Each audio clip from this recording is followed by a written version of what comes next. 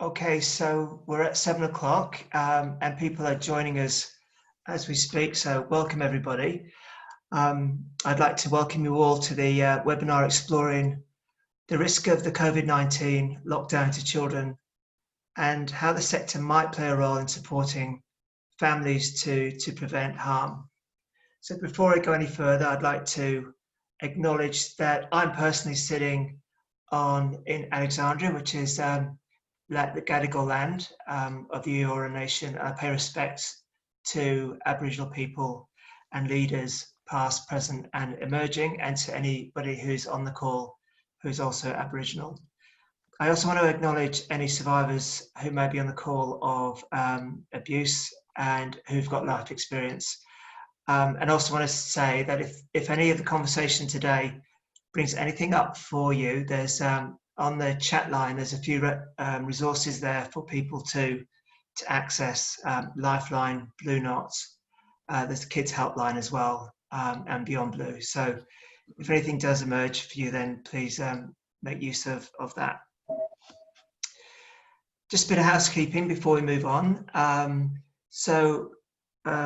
Please ask questions using the Q&A function. And if you scroll your cursor down to the bottom of the screen, you'll notice there's a Q&A function and a hands up function. If you want to actually ask a question live to the panel, then click the hands up and I'll try and get to you. Otherwise, just type your question in the Q&A function there. The webinar is being recorded and we will make it available to anyone who's missed out. And if you want to share the recording with your network, of course, you can do that as well. And finally, I just ask that, I don't need to say this, I know, but respectful communication is really important. And if we do get invaded by a troll or two, then we'll just have to ignore them and carry on as we do. But I'm sure that won't be an issue for us today. So I'd like to introduce to you all Tracy, Howe, Darren, Mort, and Tamika, Hicks. Tracy has a legal background and now has significant CEO and executive leadership experience across government and not-for-profits, including 5 years in the non-government organisation frontline service delivery. She also has multiple appointments and advisory roles. Tracy has led complex organisations and projects, including those with a large change agenda. Achievements include negotiating the landmark 1.1 billion Social and Affordable Housing Fund and the New South Wales Premier, Treasurer and IPAA in 2017. I have to say 1.1 billion doesn't sound like a lot at the moment. So I know. what's going on. But yeah, that's an amazing achievement. Tracy is an advocate with a commitment to a sustainable planet and human rights, particularly the rights of children, working for inclusive communities and addressing gender inequality, believing in the power of kids and adult survivors of adverse childhood experiences to triumph. She is excited by the potential for us to heal our planet. She's also a regular on ABC's The Drum. I thought I'd mention that as well. Tracy's gone over on there quite a lot. Tracy's been working with Healthy Australia to use machine learning in the identification of risks to children. And one of the resources that you'll find in the chat is a link to that resource, which is called SAFE. So if there's anybody interested in that, have a look. Others might also have known it as Protect. Darren is the founder of the To Be Loved charity. He was admitted to legal practice in 1986. I mean, he doesn't look old enough, I grant that, but he's been in the bar role for 30 years. Family law is his principal area of practice. Darren has served on the Family Violence Task Force Committee, reporting to the Royal Commission on Family Violence. He's a mentor for Melbourne University law students and also a member for the Association of Family and Conciliation Courts. Darren is also a trained actor, and I'm looking at your through Google, Darren. I didn't realise you've been in so many Australian TV shows and adverts. Yeah, it's a bit of a worry. So you're a bit of a star. I didn't realise you were a star, but there you go. In 2017, Darren produced a film, Degree of Separation, heralding international acclaim and accepting and accepted into 24 international film festivals. He is founder of To Be Loved Network, and again, the link to To Be Found Network is on your chat, which is a registered charity giving kids a voice navigating parental separation. He's also author of Tommy and Tiger Terry. Finally, Tamika. Now, a lot of you will know Tamika, and Tamika was on the first webinar that we had a couple of weeks ago with Norman Swan. And I thank her again for coming and giving her time with us today. She doesn't need much introduction, but I will introduce you to her. She's an experienced business owner, teacher, and ministerial advisor to the Victorian government on early childhood. She's also the founder and manager of Cardinia Lakes Early Learning Centre in Victoria, and describes herself as an early childhood activist, educator, and unionist. So she's a boss and she's a unionist at the same time, which is a great balance to have, Tamika. A yin and yang, I'd guess. Tamika has agreed to provide a sector perspective in the emerging child protection concerns. So before we continue further, I wanted to highlight the next webinar that we've got. So we're very excited that the next webinar will be Johan Hari, who's a New York bestseller author. And he will be with us in 2 weeks, exactly 2 weeks today, Thursday, 22nd of May. And again, on the there's a link in the chat for you to have a look at if you're interested. So before we go to Q&A and to answer your questions, I have a question for each of our panelists tonight. There's one question with 3 potential different answers. So my question is to each of you, starting with Darren, I think. Yeah, starting with Darren. What was your personal journey that led you to your commitment to children, and what initiatives or projects are you most proud of? That's a toughie. I would have brought a glass of wine if I'd known you, Eugene. My personal journey was my parents' separation. I was 16 at the time. My sisters were 14 and 9 years of age, respectively. It was rather a conflictual separation, which left my mother and my 2 sisters and myself living in separate homes as a result of my father's business going to liquidation. I'd always wanted to do law, so I studied law and science at Melbourne University, and once I became a barrister, curiously, family law found me. I didn't find it, but in the last couple of years, getting to your second part of the question, I've landed at a crossroad where my dual career as an actor and a lawyer have crossed paths, and my interest and my passion to affect change in this space by way of education has led me to producing last year Tommy, the film, which has just been an extraordinary experience, and it's a gift that keeps giving. And also writing a book, Tommy and Tiger Terry, which I'll speak about later, but a useful resource for children and parents in terms of focusing on children's best interests. So, yeah. Yeah, I think for me, Darren, I watched the film at the conference last year, end of last year, I think it was about October.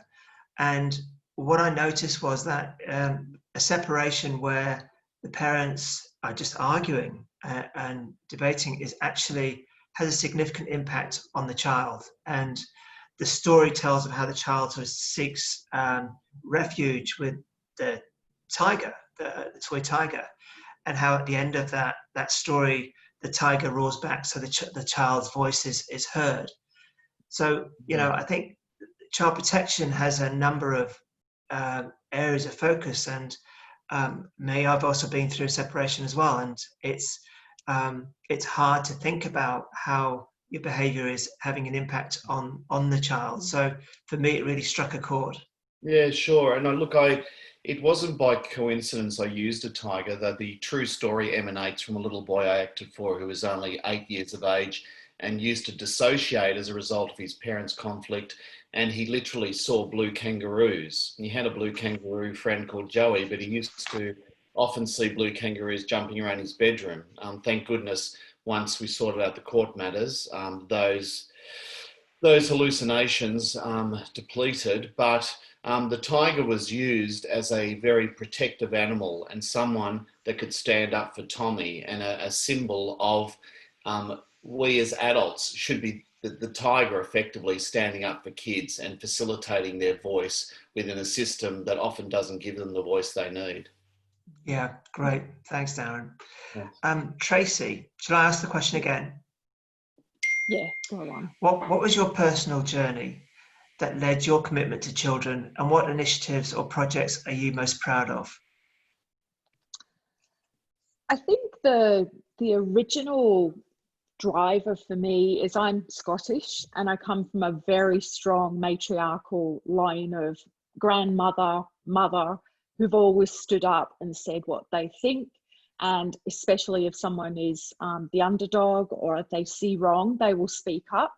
I never knew it was called advocacy. And, you know, before, when I was a kid and my gran lived in a council estate in Glasgow, I remember, I've told this story before, her actually going outside as an old lady, by the way, with her beanie on and pulling a man off his wife on the street. My cousin Valerie and I were watching from the window, we're like going, go Granny, go Granny.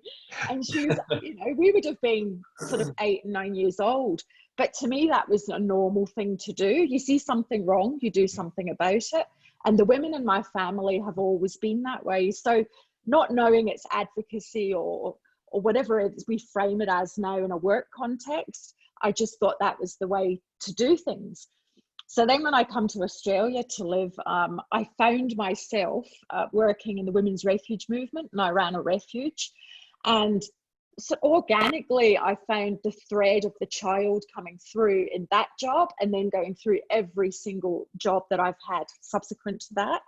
And I really saw that in the women's refuge movement, when we ran the refuge, we had these children that were just like pull along luggage, and it was all about supporting mum. It was about case managing, advocacy, referral pathways, counselling. Everything was about, we support mum, there will somehow be a trickle down effect to the kids. And it just didn't seem right, because these children are being impacted in just the same way as their mum. And in fact, they're even more powerless, because we, of course, in the refuge watch the mums, you know, through no fault of their own. It's because of the cycle of violence going back and forward to the home where the violence occurs, and the child has no say. So I started saying in that context, we need to support kids in their own right. We need child support workers. We actually need to give them their own advocacy, and we have to give them a voice. So that started there. And then I ended up in NCOS. And at NCOS, it's all about ending poverty and inequality. And I kept thinking, everything is about housing for the vulnerable. It's about people with disabilities, all those really important areas of inequality and poverty, but not enough amplification of where this root sits, and that's with our kids. And so I'm really proud, I kind of segued right into what I'm proud of, is that at NCOS, we had 2 years of work that was all about advocating for budget outcomes that were just for children. We had the 1 in 7 poverty program. You were involved with us at that point, Eugene, you would remember. And it was about getting nurses, home visits to vulnerable families, breakfasts in schools, giving a voice to kids who live in violent homes, giving some kind of resource. Now, we didn't pull this one off, and I still advocate for this, but we need to have places for children to go and speak and be heard when there's violence in the home. We don't have those resources in Australia, but I am really proud of those other things at NCOS. I'm really proud when I went to CAPS, the Child Abuse Prevention Service, that there was a small program, Safe Children, Safe Families, which is all about giving a voice and shining a light on child protective behaviours and where to look for risk and where there might be child abuse occurring for children. And I'm really proud that we amplified that from being a small program and rolled it out more broadly. And we also worked with educators and the children themselves. And may I say, going back to NCOS, the other thing I was really excited about and this is where I guess my passion for the kids and the early learning setting came, is that I do a lot of, in that role, traveling around the state. And I saw that a place where change happened most often was in an early childhood setting. They are the hub of communities, and they respond to community needs, and everyone looks slightly different. And where there is a real community-led base for an early childhood centre, you can see real change happening for those kids. And I would say that for me, if there's early childhood educators on today, you are so important and you have such power, you can't even believe it. So I'm excited to be here. So that's a few of the things. Also working with Healthy Australia with SAFE is exciting too. Yeah. That's a really great outcome, that we're starting to merge the two organisations, CAPS and Healthy Australia, to get a bigger outcome. Yeah, great. Thanks, Tracy. And Tamika, you're on the ground, you're working in the sector, and you experience it every day. And you're experiencing the impact of the pandemic on a whole range of issues around your business, the children, the parents, the educators, and the staff. Is there anything that you're seeing that you think we really need to be alerting or creating more self-awareness, or is there anything that governments could be doing to better support people working on the front line? I think one thing that has come out of all of this has been how resilient children are. And the resilience of children, I think, is strengthened when we have really good practice of educators happening. And I think that touches on what I was watching a webinar actually yesterday, and it was talking about looking at that circle of security and looking at things like predictability and consistency of staff, and looking within your centre community and how you can facilitate having that predictable environment that helps children during this time, because we are getting those questions around, am I going to get sick? Or I've heard this on the news, or I've heard mum, talking on the phone, and even children who might not be able to articulate what it is they're hearing, they're obviously having those feelings of worry and seeing the feelings of even fear. And we know that fear is highly contagious, and children can have that sense without understanding exactly what it is that's going on, but having those emotive feelings. And I think as educators, what would be good, especially for services that don't have a strong, through no fault of their own, strong leadership, is having some easy accessible resources like storyboards and books that have some open-ended opportunities for discussions with children, just to calm them and to ease their feelings, any emotive feelings that they are having, and also to then be able to share that with families. I know we're very fortunate at our service. We've set up a really good, strong community atmosphere with our families. We're fortunate in the fact that all of our families have access to technology, so we can, especially the children who are at home with their families, to be able to use our an online app that we use to share things like story time, group time, any group activities that the children might be doing with their teachers.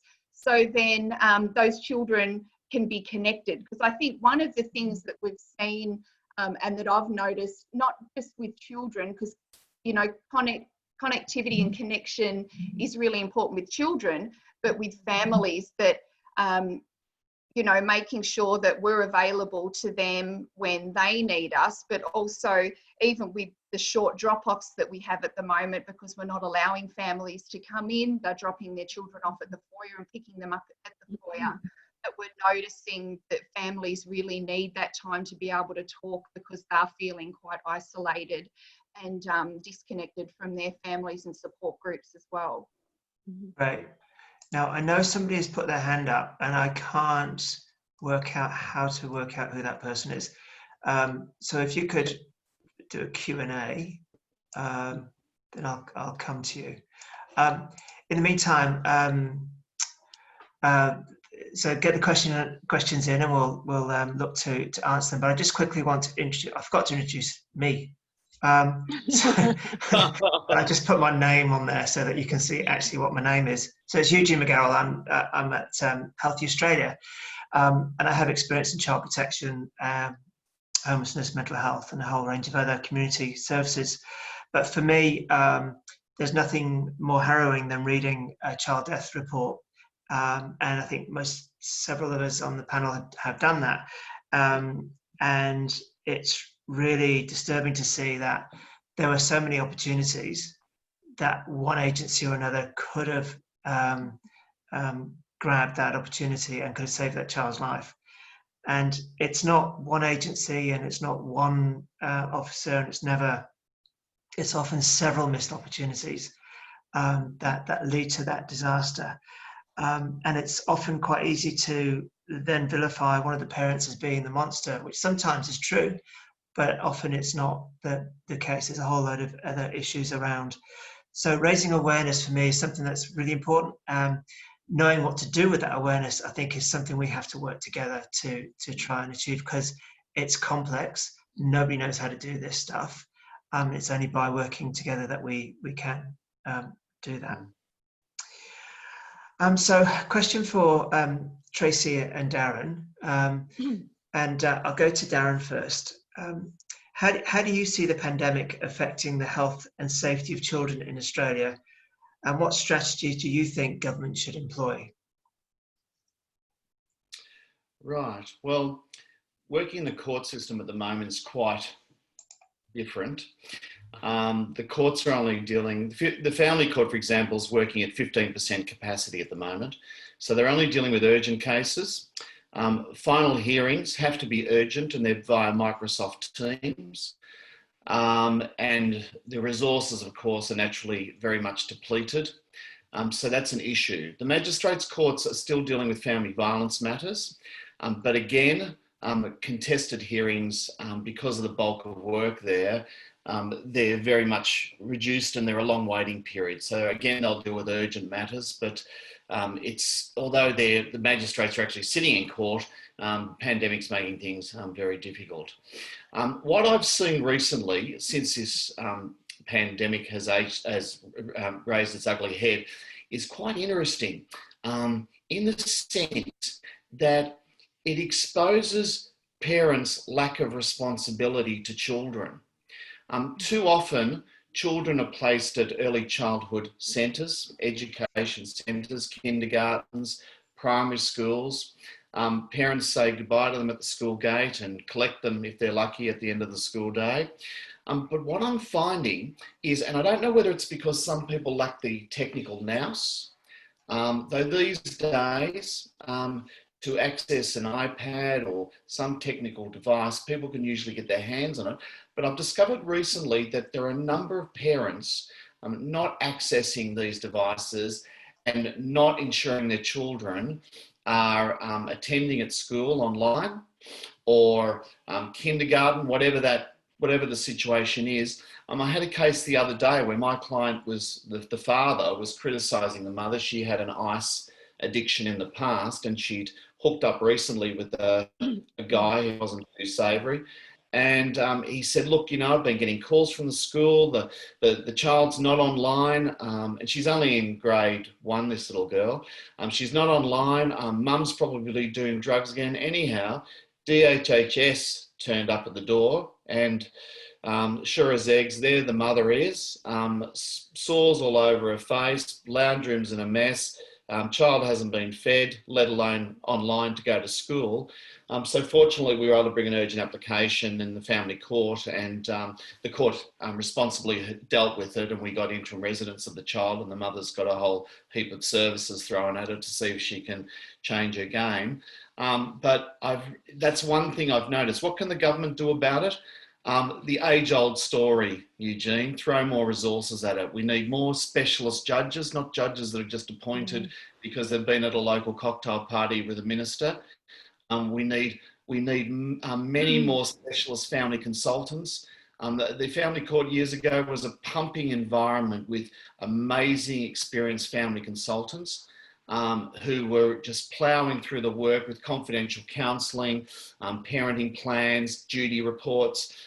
It just doesn't happen anymore, and there's a real problem with that. So my beef at the moment is throw more resources at the court rather than worry about joining the courts or the political machinations that the parties are arguing about. Just get some resources in the court.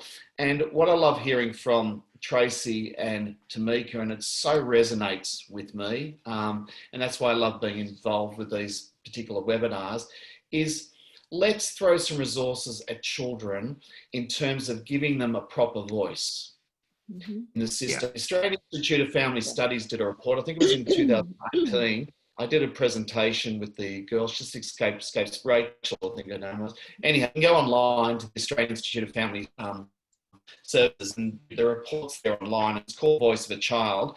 And it's extraordinary. It's an extraordinary report because, again, it talks about how we tend to wrap children up in cotton wool, how children are a lot more resilient than what we give them credit for, how children want to be heard. It doesn't matter if they don't get what they want. What matters is that they're part of the decision-making process. So why can't governments impress on judges the capacity and the ability, with some discerning capacity, to speak to children, to introduce themselves, to let them know who the decision maker is, to let them know that everything's going to be all right. If mum and dad can't sort things out, I'll sort things out for them, right? Why can't children, we're currently liaising with Monash, we're getting a project together to develop a kids app so that they get to know who's who in the family court. And we want to put as an adjunct to that a health and wellbeing component, so we can monitor somehow how kids are travelling through this process. Are they sad? Are they happy? If they're sad, perhaps we lead them through down another path where they can contact people who'll give them support. Having government throw more resources and having experienced independent children's lawyers to give children a voice. Recently in the court system, I've had 2 cases with independent children's lawyers, and they have been amazing. One of them's from legal aid, one of them's a private ICL. They've just been so hands-on. In fact, part of the credit to nab this little girl out of that drug den was as a result of the work of the independent children's lawyer, giving credit where credit's due. So, you know, that's my stand on the soapbox, but we just... Thanks, Darren. Yeah. I mean, I think that situation that you just talked about is so common. I mean, it's a situation that, you know, I think we've all seen. I think what it doesn't get told is the story before that. And, you know, often it's a story of a single mother doing her best to care for the child or children. The husband's left or the boyfriend's left, and they're left pretty much isolated and without any connection. And then in comes some fly-by-night who needs somewhere to sleep and wants somewhere to sell his drugs and gets her hooked on drugs. And then when it starts getting bad, he leaves and she's left to face the music. And, you know, that's a story that we just hear again and again. And there's obviously the gender issue here, and there's a whole load of social issues that refers to, but, you know, it's that sort of point where it gets to court, there's a story behind there and an opportunity before it gets to that, where anybody who's in contact with children may be able to shift the journey. So what you just said, Eugene, was exactly the scenario in that case. Right. So absolutely spot on. I haven't spoken to you before about that case, but It was exactly that factual scenario. Yeah, that's interesting. Tracy, I wanted to ask you the same question about the pandemic and how it's affecting the health and safety of children, and what strategies you think the government should employ. I think the issue with the pandemic is that, let's pretend it wasn't the pandemic. We had children who are currently living in extremely vulnerable and unsafe situations. What's happened with the pandemic is everything is about COVID. So what worries me is that those kids are now invisible because we're worried about this overarching trauma that all kids are experiencing at the moment, which is why I think going to what the government needs to do, if you look at United Nations, they issued a policy brief, the impact of COVID-19 on children, and it sets out a really clear framework of the areas that we need to focus on in order to keep kids safe. But that also brings into play and scoops up those kids who are already in vulnerable situations. So what I think the Australian government should do at the COAG level is create a COVID framework, and it should be all about child safe, a child safe Australia. And looking at, you could use that actual document, that policy document from the United Nations as a basis for that. And I would bring together the sector, government, and people with lived experience and the voice of children into what that looks like. This pandemic is not going to end tomorrow. So this is something we should actually be doing today, I believe. And as a government, what they should be doing is, to go back to resources, putting lots of extra resources into child-centred supports. And that is also including establishing or expanding or embellishing, improving on virtual support as well, because not all kids are going to be able to have face-to-face support. So now that we're in this pandemic and we're learning how to Zoom and Teams and all of that, we should be figuring out how to support our kids in that way too. Right. And families should be at the centre of this as well. I think we've got an opportunity now, you know, just this group talking now, or anyone who looks to this webinar later and listens to it later, to come together and actually, you know, get ahead of the game. Let's do it ourselves, create the bones of a framework and take it to government and advocate and say, we need to be on this now. There are kids today falling through the gaps and who are invisible because everything is about the pandemic. And certainly we need to have, you know, all kids are experiencing a level of trauma at the moment because this is scary. They're feeling disempowered. They're not sure what's happening. The adults are feeling this way. So what happens to those, you know, that overarching group? Then there's the sort of new entrants, because things like poverty have now been imposed on families because of job loss, mental health, drug and alcohol is being increased because people are feeling, you know, parents are having mental health issues.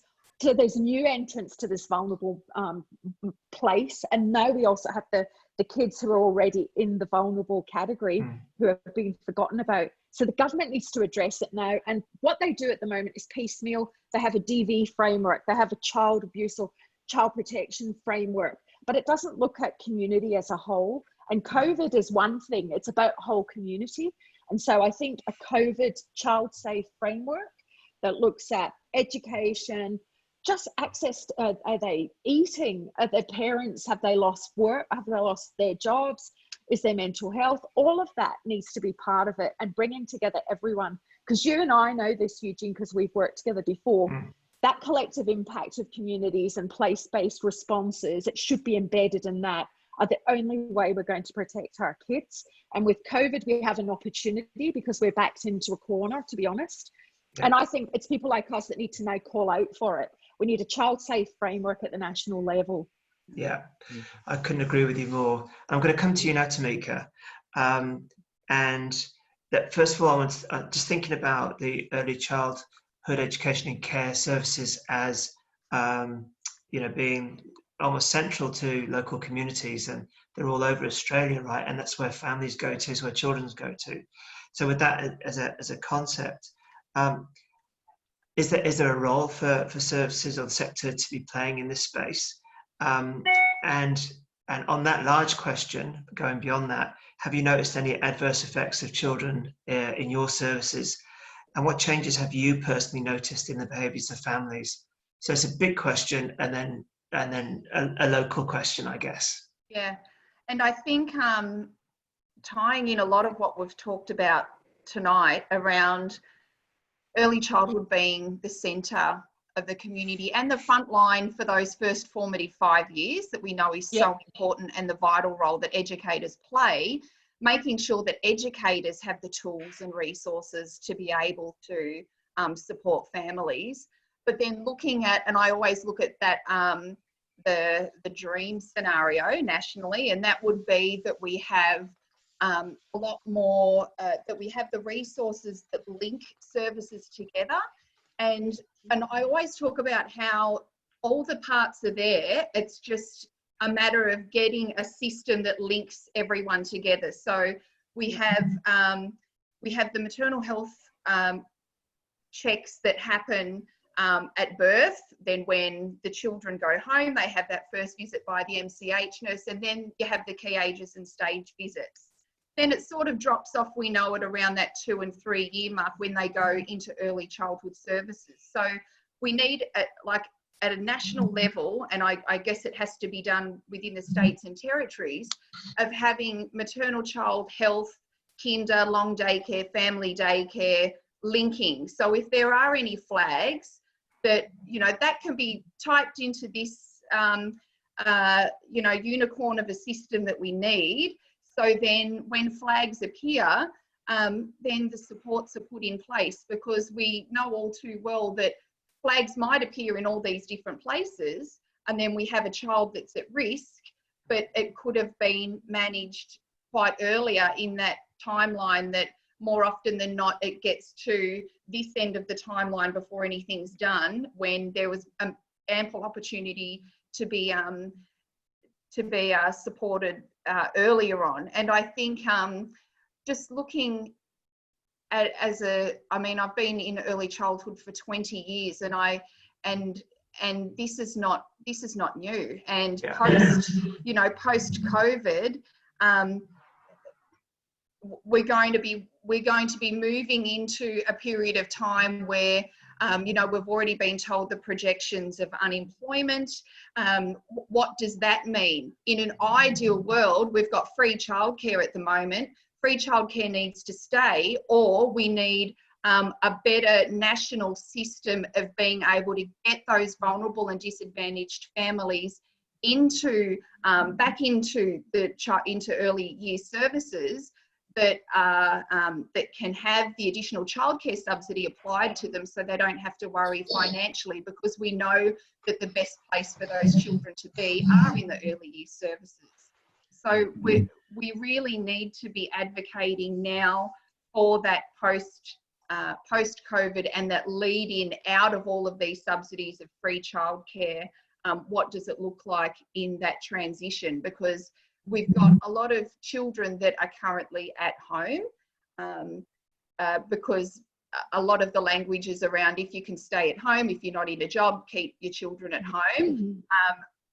Services that know their families well are communicating, as I am, with families that we know might not be coping in that situation, and where it's best that the children do come to services to get that support, and for the parents to get that support. We're not really seeing much support or resources out to early year services to help educators and service managers with these situations. So there's a lot of work to be done at an early childhood level around a framework post and in the transition out of this free childcare COVID space. Eugene. Tamika, I've just come to, before I come back to you, Darren, Tamika, there's a question here on that from Michelle Jose. Tamika, those flags are supposed to be in place now, that through reporting responsibility when concerns are to be reported and to the child protection level monitored. This is how it was put to me. Absolutely, and I think the big flags are, but I'm talking about the little smaller flags. We have support there for the families, and if we think that it's something that needs to be then sent off to Child First or to Child Protection, but I'm talking before that. I know. It's an early sort of detection. It's the small things. So Darren, sorry, I'll cut you off. No. I was just going to say, I really loved what Tracy was talking about, because I see this pandemic as along the same lines as Tracy, but I see it as an opportunity to reboot. the family court had up to 2 year delay, some 2-3 year delays for some cases to get on. And before the pandemic, the Chief Justice, who's doing an amazing job, Will Ostergren, was travelling around the country to get rid of a lot of the deadwood.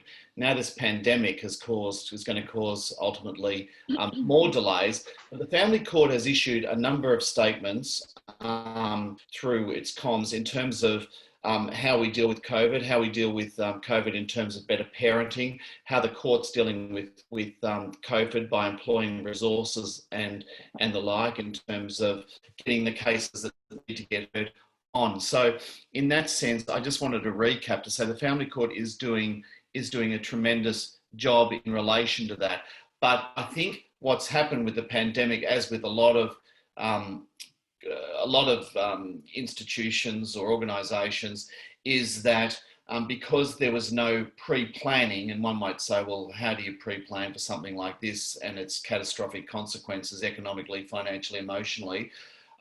There's been an opportunity to look at what we can do, and I'm sure things will improve as we go along. And what Tracy touched on is one of the heads of improvement in terms of how we can adopt that with some focus going forward with children.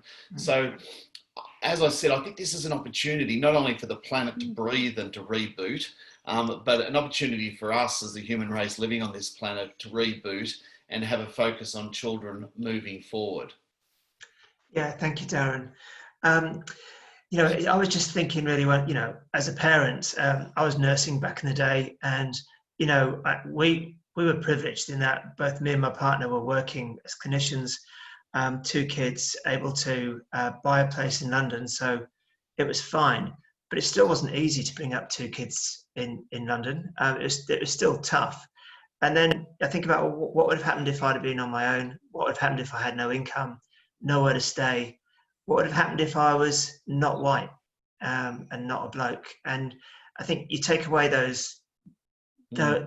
away, and all of a sudden you realise, you know, it's not as easy for some people as it is for others, and there are consequences to that. And unless we work together, I mean, Diane Jackson's talking here about a place-based collective approach using the community ECCs as the hub. I mean, that's an approach. That's one that I would love to see. I know in Victoria, a lot of the with every new school that they're building has a hub attached, which is fantastic. And it makes sense. I know when I went to visit your service, Tamika, you talked about the connection with the community and how important that was for you. And I think that's, you know, that's something that we didn't have in the UK, bringing up our kids, but we would have loved to have had, I'm sure.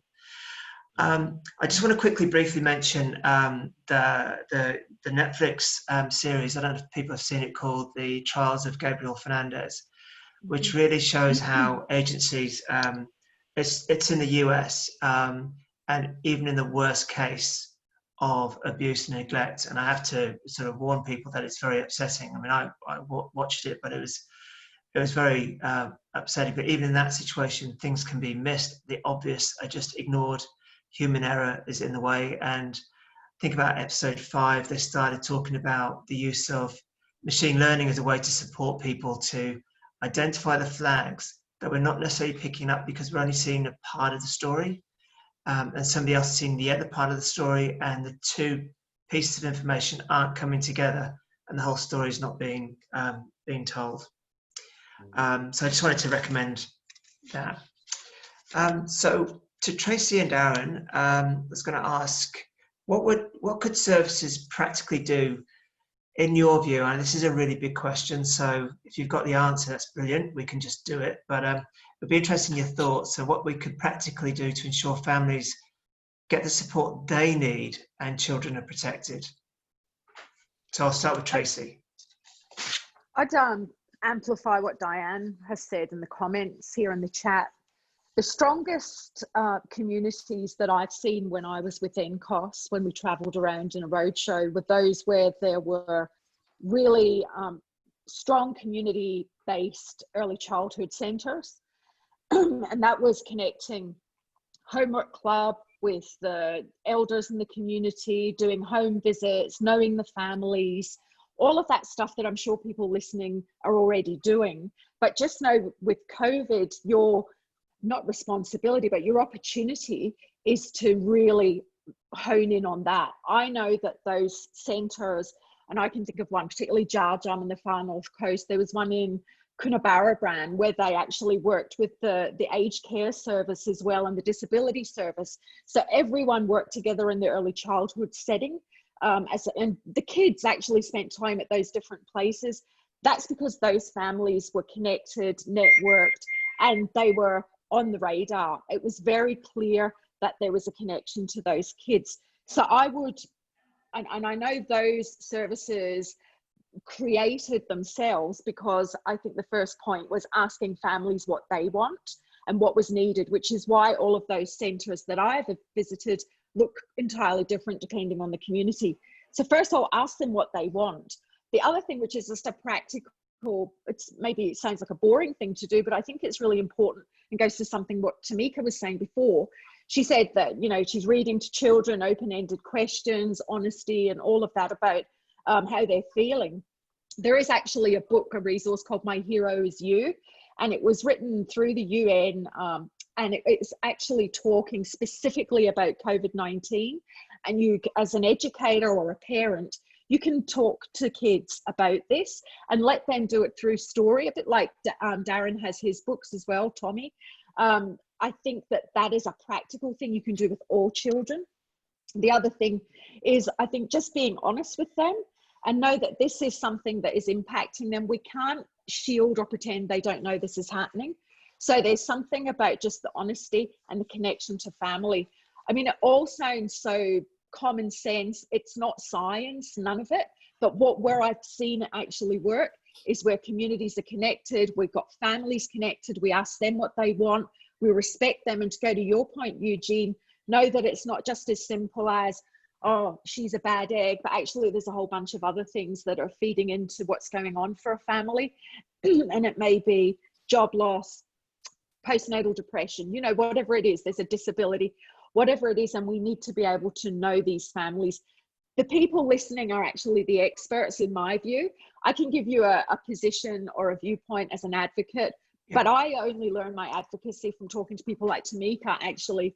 So it's interesting. I'd love to see in the chat what kind of tips people have already organically done as they've responded to COVID as well. Do you know, that's a great call out, Tracy. And I think if people do have comments that might go to that question, please put them on the comments or flick an email to me down the road, because I think it'd be worth pulling something together and going to government and talking to them about, this is what we think could happen. I mean, for me, I know that whenever I've come in, you know, I've seen flags, and that the anxiety has always been for me, well, how do I approach this? Because as soon as you start talking to a parent about, is your child safe, they get defensive and protecting, and who do you think you are talking to me about?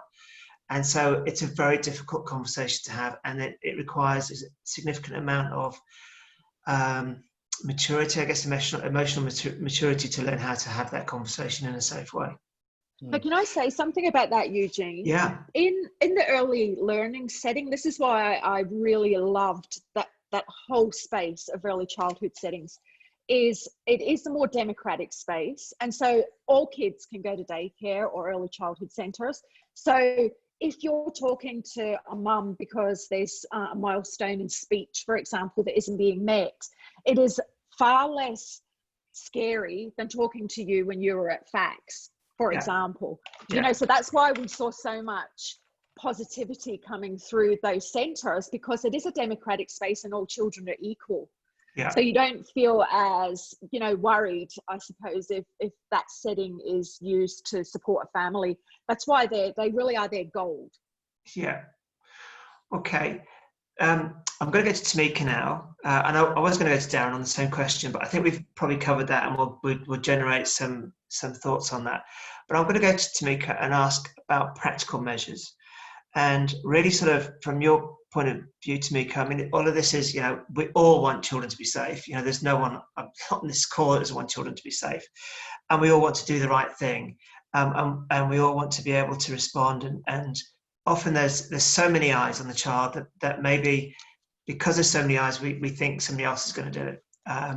But I'm just wondering if you think there's any practical measures that you think we could be putting in place, or is it difficult for services to engineer arrangements that support families? I mean, I think we can call that out. I mean, is it the role of centres to do that? Is there already so much going on that we can't expect them to do this? And so what can we do practically? And are we actually asking them to do something that they probably don't have the capacity to do? You're on mute, Tamika. Sorry about that. Okay. Yeah, I think you're right in terms of the capacity. There needs to be more funding put into it, because we are at the heart, we are the hub, we are at the front line, and we are like trusted. And it is, as Tracy said, a very democratic environment. But I just think that whilst we are the perfect resource, we don't have the resources to be able to provide that support for families. And I'm not sure what that looks like in an ideal world. I mean, ideally you'd have that extra room on on every service that would act almost like a playgroup, where families could come in, especially like we see so many families, so many single mums, so many separated families, families that don't have support networks or their own family in a circle around them, that are quite isolated. And if we had a room in every service where you could run either supported playgroups through the council, as we have here in Victoria, or parent-owned run playgroups, and within those structures then have accessibility of maternal health coming in, or child first, or having those parent programs running, and then the centres there as that backup and support to then help families go on to that next step, which I think is the ideal scenario, but it just comes down to a lack of resources. I feel there's an opportunity though, Tamika, you know, at this moment in time with COVID, they're throwing money all over the place. I think it's time for us to actually put a bit of a bid in for the rights of kids to be safe and for families to be strong and connected. You know, if we're throwing money into supporting business to stay, which is, I think it's totally appropriate. I'm not decrying that, but I think there is an opportunity where the purse is open. I think we need to go forward with an approach. And I think a framework can be drawn up with that kind of recommendation, which is to fund at its core the early childhood centres. And I would also say neighbourhood centres. So those two, and family support services, any of those community type hubs that keep people connected and stop people falling through the gaps. And those that are coming in, new entrants to vulnerability because of COVID, also can scoop them up too. I think we have an opportunity. Yeah, I so love your passion, Tracy, and you've got me already. I'm going, we've got an opportunity to do this. Get Scott on the phone. So let's go on. I don't know if Scott's my best mate.